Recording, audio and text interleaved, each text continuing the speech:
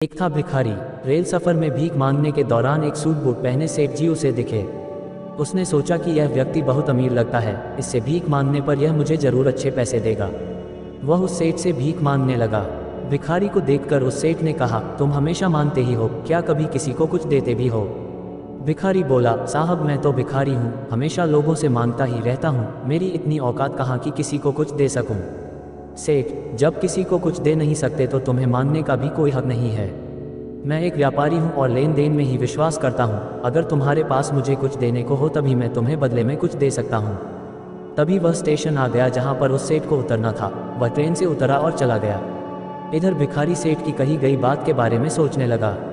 सेठ के द्वारा कही गई बात उस भिखारी के दिल में उतर गई।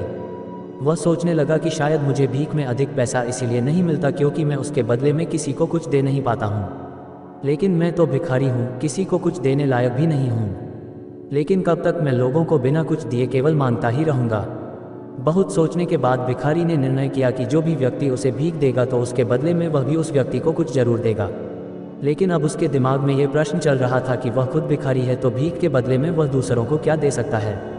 इस बात को सोचते हुए दिन भर गुजरा लेकिन उसे अपने प्रश्न का कोई उत्तर नहीं मिला।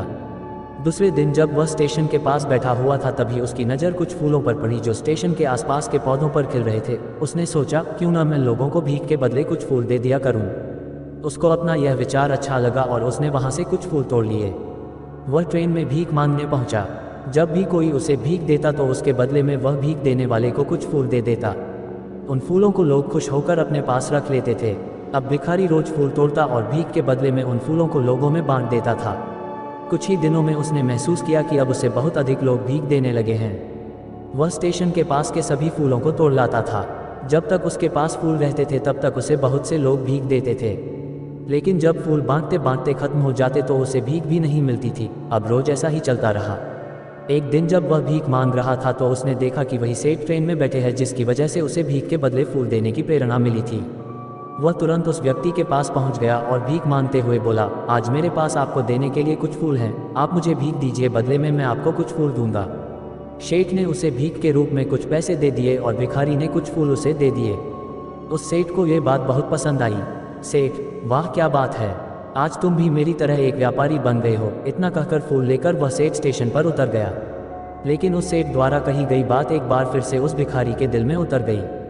वह बार बार उस सेठ के द्वारा कही गई बात के बारे में सोचने लगा और बहुत खुश होने लगा। उसकी आंखें अब चमकने लगी। उसे लगने लगा कि अब उसके हाथ सफलता की वह चाबी लग गई है जिसके द्वारा वह अपने जीवन को बदल सकता है। वह तुरंत ट्रेन से नीचे उतरा और उत्साहित होकर बहुत तेज आवाज में ऊपर आसमान की ओर देखकर बोला, मैं भिखारी नहीं हूँ, मैं तो एक व्यापारी हूँ। मैं भी उस सेठ जैसा बन सकता हूँ, मैं भी अमीर बन सकता हूँ। लोगों ने उसे देखा तो सोचा कि शायद ये भिखारी पागल हो गया है। अगले दिन से वह भिखारी उस स्टेशन पर फिर कभी नहीं दिखा। एक वर्ष बाद इसी स्टेशन पर दो व्यक्ति सूट बूट पहने हुए यात्रा कर रहे थे। दोनों ने एक दूसरे को देखा तो उनमें से एक ने दूसरे को हाथ जोड़कर प्रणाम किया और कहा, क्या आपने मुझे पहचाना? सेठ, नहीं तो, शायद हम लोग पहली बार मिल रहे हैं। भिखारी, सेठ जी, आप याद कीजिए, हम पहली बार नहीं बल्कि तीसरी बार मिल रहे हैं। सेठ, मुझे याद नहीं आ रहा, वैसे हम पहले 2 बार कब मिले थे? अब पहला व्यक्ति मुस्कुराया और बोला, हम पहले भी 2 बार इसी ट्रेन में मिले थे। मैं वही भिखारी हूँ जिसको आपने पहली मुलाकात में बताया कि मुझे जीवन में क्या करना चाहिए और दूसरी मुलाकात में बताया कि मैं वास्तव में कौन हूँ। नतीजा यह निकला कि आज मैं फूलों का एक बहुत बड़ा व्यापारी हूँ और इसी व्यापार के काम से दूसरे शहर जा रहा हूँ। आपने मुझे पहली मुलाकात में प्रकृति का नियम बताया था जिसके अनुसार हमें तभी कुछ मिलता है जब हम कुछ देते हैं। लेन देन का ये नियम वास्तव में काम करता है। मैंने ये बहुत अच्छी तरह महसूस किया है।